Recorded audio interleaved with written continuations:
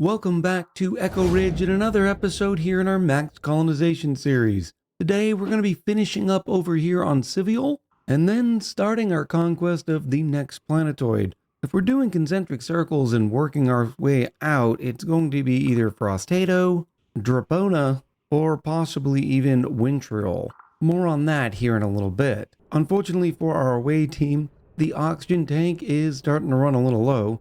We're at 445 kilos. But we have about a ton of oxygen sitting right here. And I'd rather use this up because we still have a little bit more work I'd like to do here before we left. So I'm going to use this wonderful new canister drainer. We'll use iron, that should be fine. And then I'm going to add a bridge. And the reason why I'm going to add a bridge is because I don't want to use the oxygen in the tank until all of this oxygen is full. And by doing that, I'll still have the graphical visualization that says, hey, we still have a little bit of oxygen left in the tank. I don't have to be so worried. With those pipes in, I can now select oxygen on the canister. I'm going to put this at a priority of 6 because I want this thing to stay pretty full. I said I'm going to put this on priority 6 because I want it to stay full. Hello? Dupes? Thank you, Stan. And now with that canister emptying, notice that we have no oxygen coming out of the gas output fitting, which is exactly what we're looking for based on this bridge configuration. So I can get working on the rest here. As soon as I get some branches, I'll know I'll be able to feed pips. But right now, if I started ranching them, they would end up starving because there's no branches for them to eat. So we have to wait a little bit longer for there. I'm continuing to core this area out here. We have the aluminum volcano in, and it's doing great. Notice the battery's staying pretty much chock full. Our copper volcano is dormant right now, comes out of dormancy in 8.8 cycles. Unfortunately, somehow 5.5 grams worth of chlorine gas got in here. So I need to break back in here, get rid of the chlorine, and also thanks to the comments reminding me that, yeah, I accidentally didn't put the auto sweeper in the correct position, so we're not able to grab any materials out of this side here. It wouldn't be a big deal because, as you can see, when you have enough steam in here, all of the refined metal just drops here, but we had left a little bit of debris here because, well, we knew the auto sweeper was going to get it. And then finally, I'd like to clear out this top area and put in a nice ceiling. Remember, we don't have to worry about the meteors here. They're just oxalite meteors, so they don't do any damage. So I think I'm just going to put a ceiling on it, something like this, and close up this entire area, which will take, yet again, a little bit more building, but it'll be fine. I'm also just going to drop all of that water.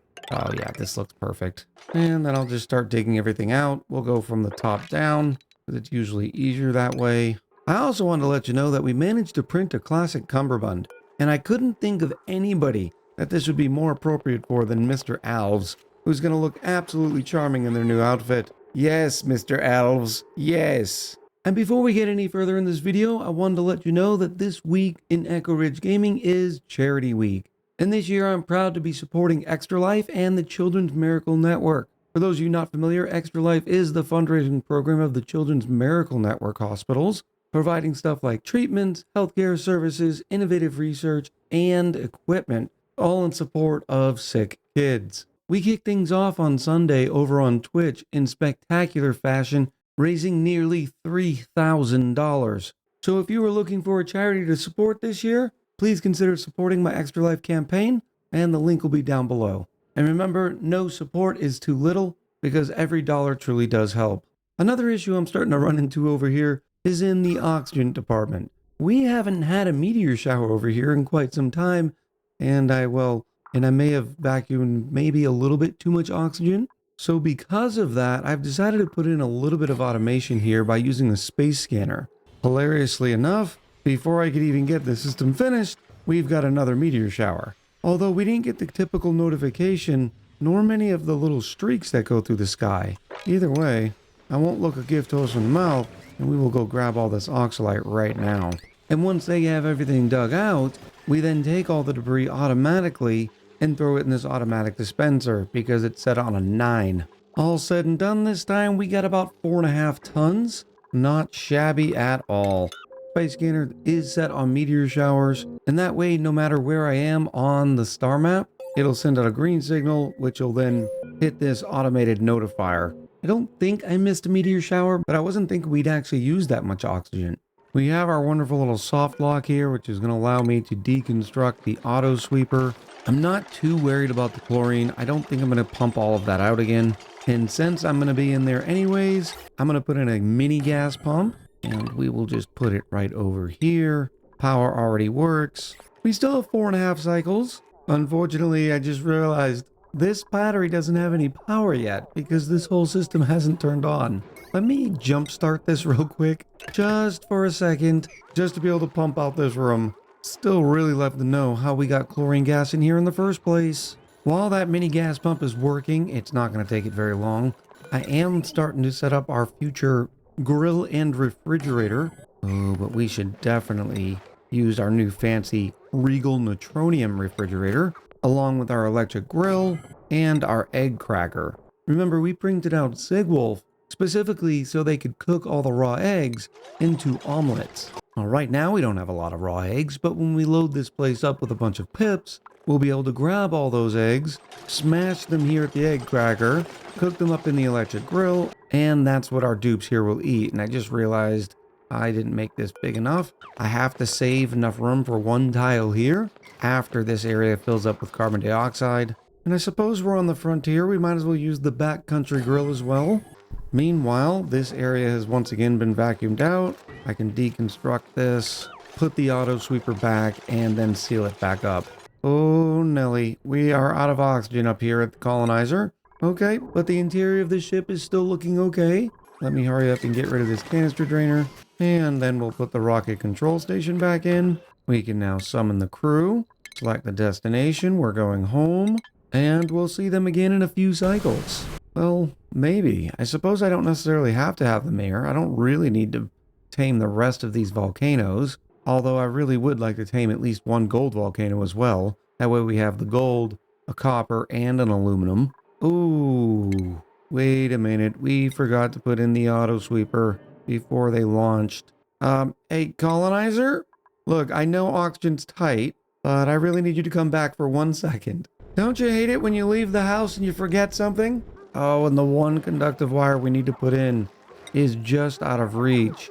All right, we're gonna have to get rid of the conveyor loader, put in a ladder, and then they'll be able to reach it. There we go. Now we can deconstruct the ladder, put the conveyor loader back in, and then I'll have the auto sweeper sweep everything out, and then we'll get it sealed up just in time for it to start erupting in 2.9 cycles. Okay, well, once again, the liquid decided to do whatever it wants. This is going to be the supercoolant of shame, and it will stay in there as a liquid because supercoolant does not flash until 436.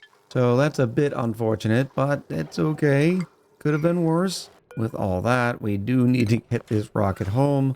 I appreciate the help. See you soon. So on the star map, it says they're going to be able to make it to Fernial in half of a cycle, which is really good because, well, they've started suffocating in here.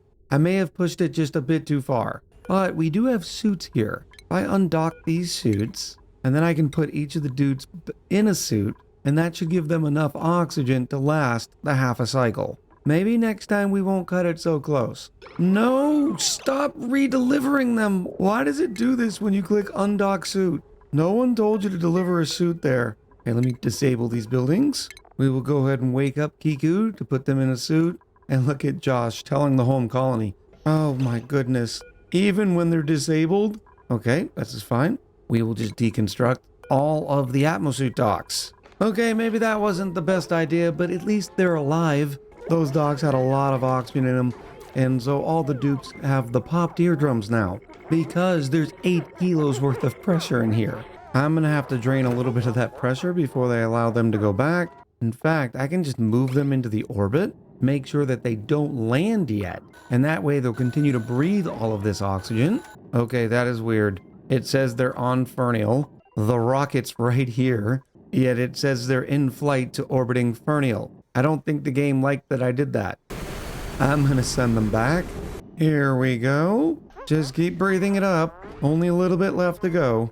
I suppose they're gonna be breathing it one way or another, and it would be better if the rocket was down here on the Planetoid refilling its tanks. Alright, I guess you guys can go home. The ESS colonizer has landed, but but we're still not out of the woods. Our gas rocket port loader is sort of stuck, and the reason why is because it has a kilo of hydrogen gas in it. There were also a few blobs of hydrogen in this line. I don't know where they came from. As you can see, this tank has nothing but oxygen in it, but I suppose somehow this bomb got backed up some time ago. This tank started to fill, and maybe there was some hydrogen in this line, even though that's pretty much impossible because we have an emergency overflow, which is this hydrogen generator. So even if the tank does fill, this hydrogen generator will start eating all the excess hydrogen. But this tank's not going to fill because it has priority over the entire hydrogen spine. Maybe it was when I hooked up this, somehow I got some hydrogen somewhere. Either way, the problem ends up being more dupes keep coming in here, but since their suits aren't filling up with oxygen, they end up getting stuck. I can fix this to a small point by just putting clearance vacancy, and that way dupes will only come into the rocket if there is an empty atmosuit dock. Sure, I'm glad there was a lot of excess oxygen in here, but as soon as they finish this one pipe that for some reason is taking forever, the oxygen will start flowing again, except it won't go past this gas rocket port loader because again, it's stuck. And there is no empty button on the port loader, so I'm just gonna have to deconstruct it, rebuild it, hopefully in short order before all the duplicates stuck inside of here end up running out of oxygen. There we go, that's a lot better. I suppose what I've also could have done is select hydrogen in this tank and then emptied it from here. That may have been a little bit easier. Oh wow, the interior of the cabin was down to several hundred grams. So they were starting to run out of oxygen in here, but just as soon as the cabin gets filled up again, the suits will start getting full, and then all of these dupes will end up leaving. And uh-oh, we've got a crash. How much did I just lose? Well, it looks like I'm back here, so let me try this theory. Click hydrogen gas, get rid of hydrogen gas, and now it's gone. Well, that's not too shabby. We've mostly got the situation inside the colonizer fixed, just waiting to sweep up a couple more of these things, load up all of our storage, and then once our oxygen tank is filled, we will figure out what we're going to do next. Over here on Civial though, the copper volcano has started to erupt and steam is forming just as we'd like. I have little baby branches here. Yeah, I think this is good enough to start throwing in the grooming station and everything. We have so many options these days. I'm going to go with the rustic since it's a pip planted branch. Gold will work, and we just need a critter drop off. I'm also going to need to put an incubator somewhere. We have an egg here being incubated. You can see that its total change per cycle is 5%. In other words, it takes 20 cycles for an unpowered incubator to produce one pip. Well, with a pip living for 100 cycles, it means one unpowered incubator could produce us 5 pips in the 100 cycle lifespan. But we need to replace 8 pips because each pip takes 12 cells. More pips in the ranch means more eggs. More eggs means more omelets for Mr. Alves and Sigwolf. But to be honest, I think we have plenty of power on this planetoid that we can just power the incubator. At least if there's not 7 pips in here. So let me bring a power wire over. And I definitely don't want pips running around all over the place, so I am going to put this in a room. Put the incubator in. Now I just need a little bit of automation. Now I'm still going to put the timer sensor above the incubator. Because remember, the incubator only needs to be powered just long enough for the rancher to be able to lullaby the egg. But I also want it to only be powered when we actually need extra pips in here. There's no reason for me to power an incubator when we're sitting at 8 pips. So I will put a critter sensor right here, and then we'll have an AND gate. That looks pretty good. And then we just wire it up. The critter sensor to one side, the timer sensor to the other, and then the AND gate to the incubator. And there we go. The incubator's in. I will select some pip eggs. We can incubate. I have the timer sensor set for 65 seconds of green, followed by 1 cycle of red, but it will only power when the critter sensor detects less than 8 critters inside the ranch. I am starting to see some more branches come up, and this pip is tame. So let me start wrangling a couple more of these. Yeah, some of them might get a little hungry before all of the arbitries have time to grab their branches, but that'll be okay. I am going to be saving a couple of pips though, because down here I'm going to want to pip plant some oxyferns. There's several oxyferns around this colony, and I figured this is going to be a great spot for it. As the carbon dioxide rises, the oxyferns will be able to take care of it. And as predicted, there's our super coolant of shame. The good news though is the tamer is running just as designed. It's 148 in here. The battery does not need any power yet, so the steam turbine is disabled. I also have this thermosensor set at 225. If you remember over here, I had this thermosensor set at 250, but it was starting to get a little too hot and close to that 250, so we have reduced it down to 225. This auto sweeper is a little bit closer than this one over here, so that could have been it. But either way, 225 doesn't hurt us too bad. In fact, what I'm going to do is I'm going to relocate all of the pips inside of our wonderful little grate hall, and that way we don't have to worry about a bunch of meal lice popping up for the rest of the game, like we have down here. Speaking of oxyfern seeds, here's 2 more. We don't need them on Recalin because we have a natural carbon dioxide eater in terms of the slicksters.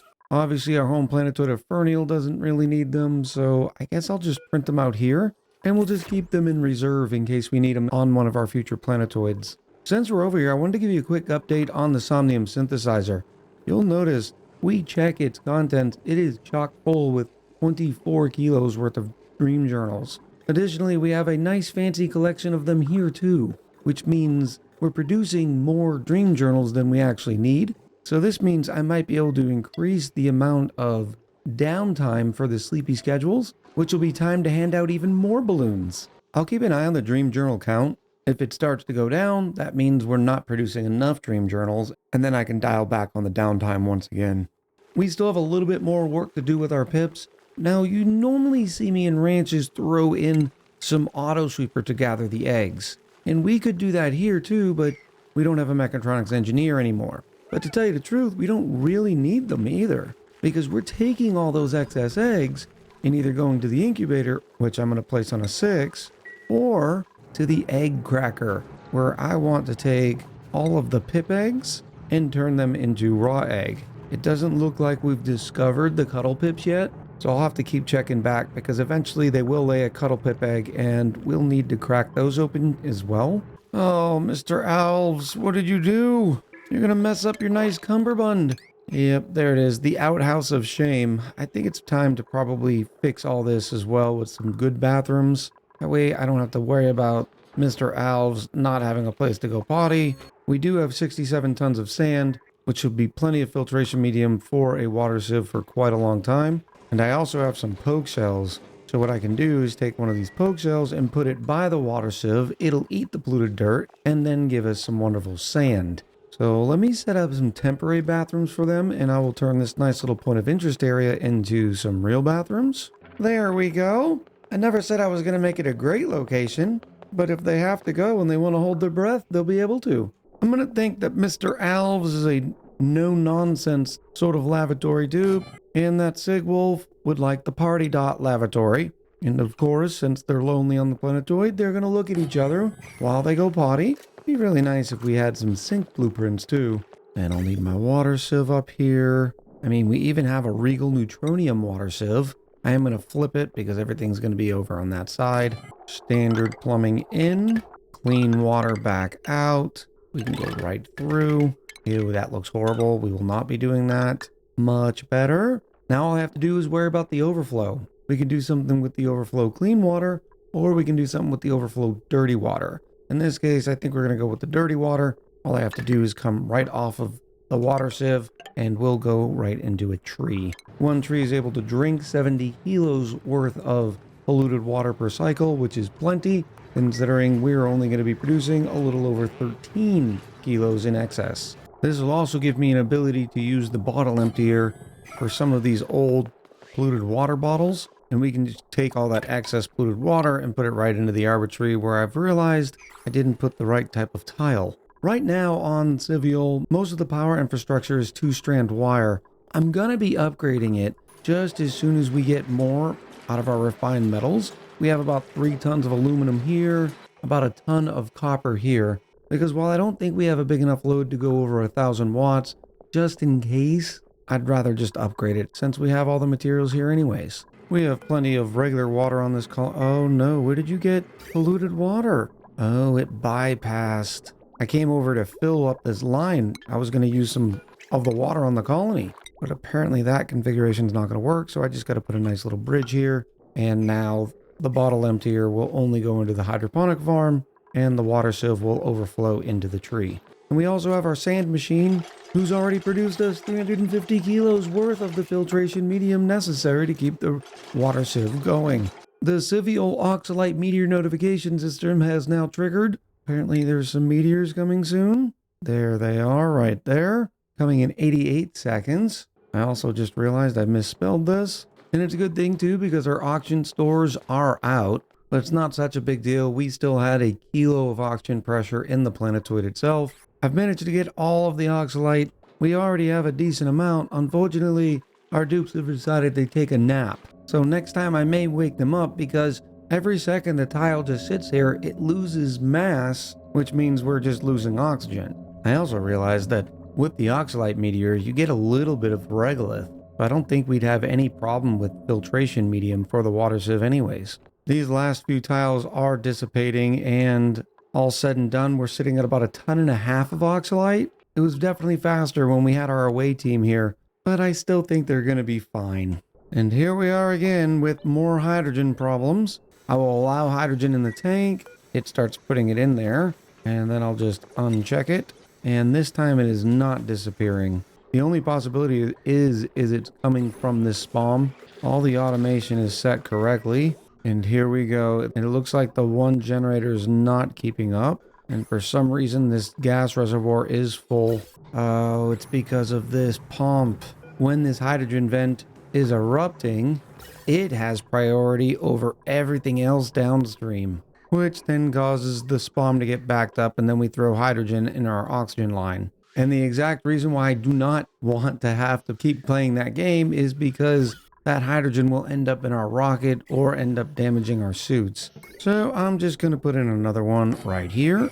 Another little lamp. 2 generators will definitely be able to eat the excess hydrogen. And there we go. Hopefully this will be the last time we have that problem. Before I can pip plant those oxiferns, I'm going to have to clean all of this up. There's going to be so many seeds down here. That's going to take a little while. We got a decent amount of calories coming in. The pips are sort of on autopilot. So I think I'm going to move this colony into the stuff I do in the background category. Our large cargo canister is taking, as usual, forever to fill up. But I think now's the time where I need to decide where we're going next. And I like the idea of going to the closer planetoids first. So I think in this case, it is going to be Wintriol.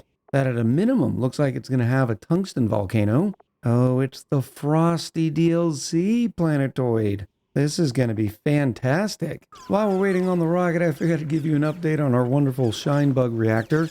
We're up to over 3.5 tons of diamond created, and the reason is pretty simple. We're generating 783 rad bolts per cycle out of this generator and 791 out of this generator. And why in the world were you going in there, Glenn? I completely forgot that I wanted to deconstruct all these ladders, so I might as well do that now too. We're finally nearing the conclusion of the great oxygen tank filling, which means it is time. We are once again going to select Josh Manchester to go into this rocket along with Llama, which means I need to unselect them here. Then I can summon both crews. Oh, it would help if I had the correct landers here. So let's change this module out for a rover. And then I am going to deconstruct one solar panel, and then I'll add the trailblazer module as well.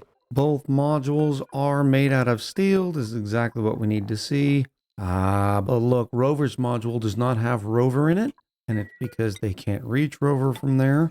So we'll end up adding a couple of ladders. Just noticed for the first time, it looks like there's a lander blueprint sitting inside the module. I think that's our graphical indication, letting us know that rover's module is not full yet. And there goes Glenn finishing it, and notice the blueprint is gone. I wonder if that's new. If you've noticed that before, let me know in the comments below. Both rockets are fueled up and ready, so let's do this. Looks like it's going to take the Explorer 2.9 cycles to get there, but the Colonizer, it'll only take 2. No big deal. Sigwell's got a minor case of radiation sickness, and it's because I am covering up the crushed satellite. We're almost done. We're putting 2 layers because igneous rock tiles have a radiation blocking effect of 60%, so after 2 layers it's not shabby at all. That way I can sort of dig through this and collect all this without worrying about further bouts of radiation sickness. Our Oxalite meteor notification system has just gone off. This time I think we've done a little bit better. I've changed the priorities for Mr. Alves and Sigwolf, so they really want to do some digging, which helps get the Oxalite broken down, and then while they're up there, because the automatic dispenser has a priority of 9, they're more likely to pick some of it up. I also gave both of them improved carry 1. They only have a morale requirement of 4, and that way they can carry a little bit more Oxalite at a time. And so far, not counting the Oxalite that's already dissipated, we're sitting at over 2 tons. Our colonizer rockets are here. First thing we need to do is deploy rover. Oh, this is going to be ridiculous. There's trees and everything in the way. Okay, we've got a problem. I can't land rover anywhere there's a bonbon tree, and there's bonbon trees everywhere. I can't land rover up here because it's in the forbidden area. There's literally nowhere I can land rover. How am I going to colonize this planetoid? I suppose maybe if a meteor comes down and covers a bonbon tree before another bonbon tree sprouts up in its place, I could land there. There's not a single tile available for me to land. Oh my goodness. I can make this happen. I think this is literally the only tile available. Let me do this in my head to see if it's even possible. I can land rover here and then start digging down. No, I got to land rover, deconstruct the lander, and I'll have to keep digging down low enough to get a 35 tile rocket to land here. Oh, I don't even know if rover can do that because rover can't dig this out. And this is 28 tiles, so it's going to have to be over here. But in order to get over there, I got to get rover and the steel over there. Let's see what we can make happen in the brief lifespan of the rover. Here comes our good boy. Step 1, deconstruct the lander. And of course the steel would fall all the way down there. Then we just start digging. No, rover, no! Do not dig over there. No. We're not going over there. Oh, rover, you're going to make this so complicated, aren't you? Let me get rover over here somehow. I will dig out that tile. Then I will dig out this tile. Oh, look, some nectar. And I will dig out this tile, so rover has to move. No, rover, you keep hopping up. Stop hopping, rover. Bad rover. There is a little bit of wood here now, though. I can make something with wood, right? Ooh, I can make snow tiles to block the way. All right, let's dig that one up. Now that we got rover over here, we put a snow tile here and here. So now when I dig down, rover's forced to do it in place. And I will also remove the snow tiles as I go. Haha, you stuck with me now, buddy. Okay, we're down here at the bottom. Now all I have to do is dig over. Yeah, this is going to take a while. I might have to come back here with additional rovers. This rover's chemical battery is down to 169. And I'm not quite sure I can get all the way over here with this one rover, considering we have to dig up all of this. Give me a few minutes to see what kind of damage I can do here. I shouldn't have doubted rover's capabilities. They still have 128 kilojoules left on their battery, and we've made it to the site that we need to be at. So now all I have to do is keep digging down a little bit. No, rover, don't play this game with me again. Let's make rover jump down first. There we go. Oh, and rover can go see their buddy, rover the first. And now with all of that done, do we have a height of 35? Ooh, barely. It's at 36. So unfortunately, this is going to get very hot. Oh, I got to go get that steel. Let me see if I can make some staircases. Oh, look, there's an old ladder system here. And then I can find the steel. Can rover relocate? About to find out. No, rover does not like to relocate. But rover will build a storage bin. And then in that storage bin, I can say steel. There we go. Easy peasy. Then we'll just deconstruct the storage bin again. And we're ready to put old Josh Manchester in a Trailblazer module. Here's a suit for you, buddy. Select Josh for the module. Click deploy. Hey, Josh. Welcome, buddy. No reason for that tile to be here. I'm going to have to put a rocket module there. Might as well start building the ladder system.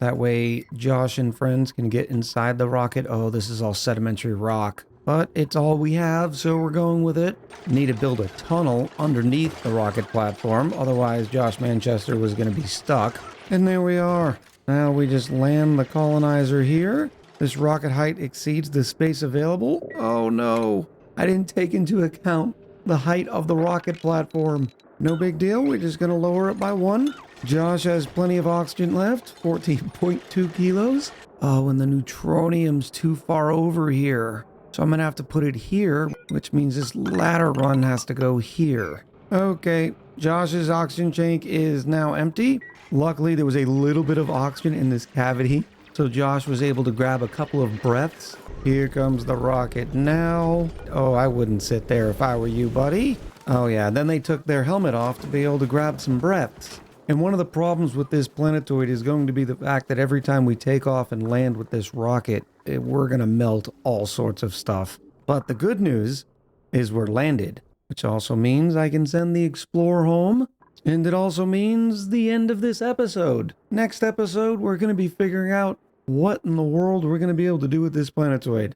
There's going to be a few challenges, starting with the fact that the only vent or geyser that we know we have is a tungsten volcano. So we at least know we're going to have fun taming it. But how are we going to get oxygen? And what are we going to do for food? It's going to be a little throwback to the Frosty Planet pack because we're going to have all of those critters and plants available to us. But it does look like we have a little bit of room to work with here, as we can currently only see about half this planetoid. I hope you enjoyed this episode and all of its chaos. I'm looking forward to hearing what you have to say in the comments below. So until next time, much love, happy gaming, I'll talk to you soon.